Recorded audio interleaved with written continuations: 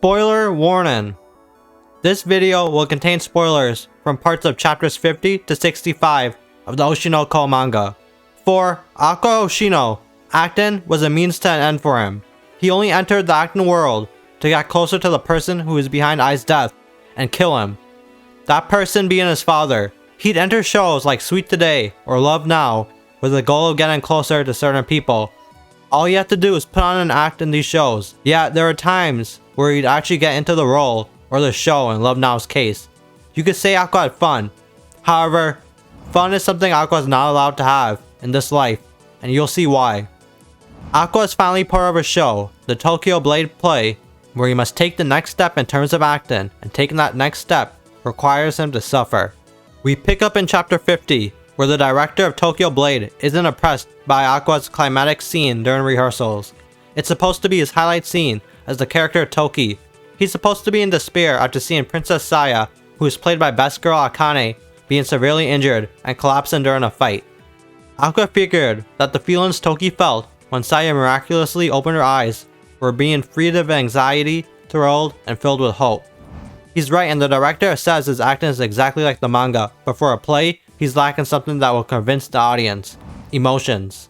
A scene like this requires emotional acting, something Aqua has never done before, as Kana puts it. She's not wrong. Acting gives away your personality.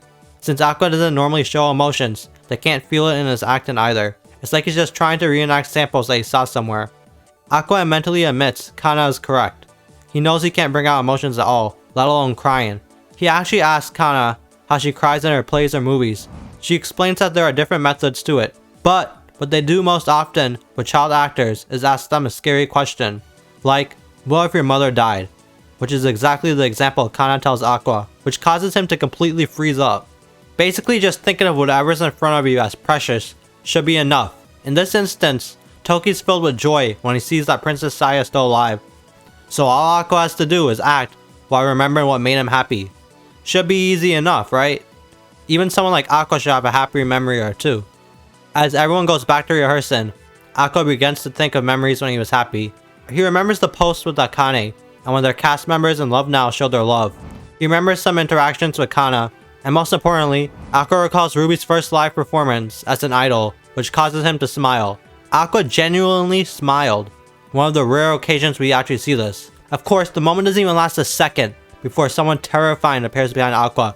It's Goro. Yes, a dark vision of Goro appears. His past life questions why Aqua is enjoying himself. How dare he forget he couldn't save Ai? He doesn't have the right to.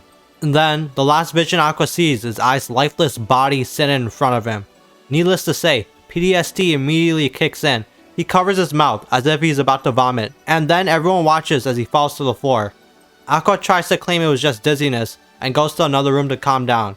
Of course, Akane goes to check on him, and it ends up in both of them going to director Gotanda's place, since Aqua didn't want Ruby to find out about this. While Aqua is getting rest, the director tells Akane about the incident we all know, and that this wasn't the first time it's happened. He vaguely tells Akane about Aqua's past, how he was involved in a traumatic incident, and whenever he remembers it, this happens. Basically PTSD, as Akane suspects. He's received counseling for it, but pretended to be completely recovered so his family wouldn't be worried about much. Clearly that might not have been the best idea, as it still affects him to this day. After this, I'd get into how Akane does best girl stuff to take care of Aqua, but I guess I'll stick to the main point. The director ends up agreeing to help teach Aqua emotional acting. From there, we can cut to the play. By the end of the performance, after the epic best girl duel between Akane and Kana, it's now Aqua's time to shine, rather suffer. You see, Aqua can only watch as they have fun putting on that performance, yet he doesn't have that same star power. Just like they rehearsed, Aqua has to watch as Akane gets slashed down right in front of him. We cut to a flashback during the training session Aqua went through. Acting is fun, isn't it? The director asks him. However, in Aqua's case, the more fun it gets, the more painful the expression becomes. Akane also helped him figure out what the trigger is for his panic attacks. It's guilt. The director was able to figure it out as well. There were times where the director himself got so immersed in acting where it became so much fun, but that's when Aqua would get his panic attacks. Aqua feels guilty about having fun acting and guilty about Ai's death. The director can tell why Aqua is so obsessed with the entertainment world It's like he does it for revenge and can't even have fun acting. The director suggests he consider moving away from acting to get treatment, but Aqua obviously declines. He doesn't care what happens to him. Avenging Ai as soon as possible is his only reason for living. In that case, he only has one option. Aqua can't enjoy acting anymore. Usually, people who are good at acting love doing it too. It's one's greatest ambition to be able to have fun while acting. However, Aqua must go the opposite route. He'll act while suffering. For Aqua, acting is difficult and painful. He should never think about having fun again. As he continues the performance, Aqua continues to think of Ai. He vows to beat Taiki, Akane, and Kana. He'll get everyone's recognition in this industry. After all, for Aqua, acting is nothing but a means of getting his revenge. He continues with an amazing performance, screaming Ai in his head. Even Kana can see the pained expression on his face. However, the dark version of Goro in his head is delighted. He tells Aqua to suffer more. He questions if Aqua thinks he finally found someone who understands him in Akane. He questions if acting is fun, if he thought Dark Goro will let him forget everything and live a happy life. He won't let that happen. Until Aqua makes their father suffer in the most brutal way imaginable, Aqua doesn't deserve to be happy.